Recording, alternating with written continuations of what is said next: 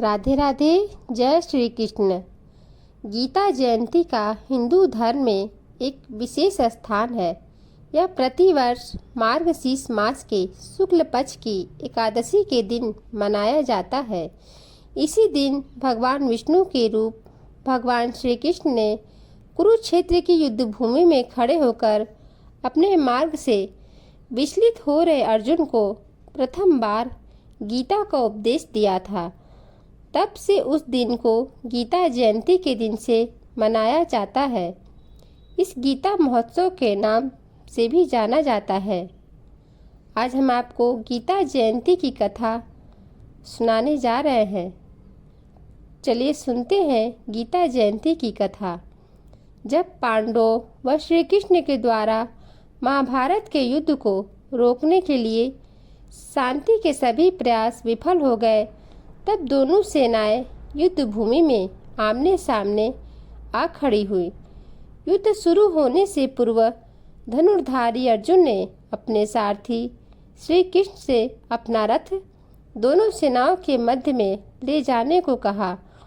वहां जाकर अर्जुन अपने ही सगे संबंधियों को अपने विरुद्ध देखकर अधीर हो गए और युद्ध से पीछे हटने की बात कहने लगे। जब श्री कृष्ण ने पांडवों के सबसे शक्तिशाली योद्धा को यूं विचलित होते देखा तो उन्होंने गीता का ज्ञान देना शुरू किया। श्री कृष्ण अर्जुन को भागवत गीता के द्वारा यह बताना चाहते थे कि मनुष्य के हाथ में केवल कर्म करना है और जिनको देखकर वह विचलित हो रहा है वह केवल एक मोह है। दोनों सेनाओं के बीच खड़े होकर श्री कृष्ण ने लगभग 40 मिनट तक गीता का पाठ अर्जुन को दिया। यह मार्गशीर्ष मास की शुक्ल एकादशी का ही दिन था। तब से इस दिन की महत्ता तथा गीता के प्रादुर्भाव को बताने के लिए गीता महोत्सव का पर्व मनाने की शुरुआत हुई। हिंदू धर्म का सार उसके वेद, पुराण व उपनिषद है। श्री कृष्ण ने जो भगवत गीता का पाठ किया था वह इन्हीं समस्त वेदों और उपनिषदों का सार है। जो सभी वेद और उपनिषद हमें शिक्षा देते हैं उसी की व्याख्या गीता करती है। यदि समस्त वेद और उपनिषद गौ माता है तो गीता उस गौ माता के थनों में से निकलने वाला अमृत रूपी दूध है। गीता मनुष्य को मानवीय जीवन के उन पहलुओं के बारे में बताती है जिसको यदि मनुष्य समझ जाए तो उसका जीवन धन्य हो जाए।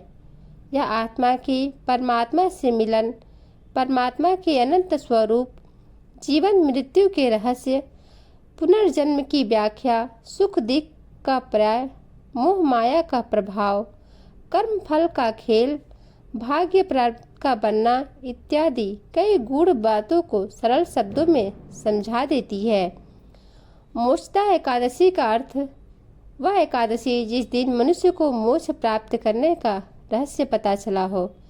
गीता जयंती के सार को जो समझ जाता है उसे मोक्ष प्राप्त करने से कोई नहीं रोक सकता। मनुष्य अपने जीवन में कर्मफल, मोह माया, सुख दुख आदि कई पहलुओं में फंसकर पुनर्जन्म के चक्कर में पीसता रहता है। वहीं गीता के संदेश को ग्रहण करके यदि मनुष्य उसी मार्ग पर चले तो वह इन सब भी बंधनों से हमेशा के लिए मुक्त हो जाता है। इसके बाद वह सदा के लिए परमात्मा में लीन हो जाता है।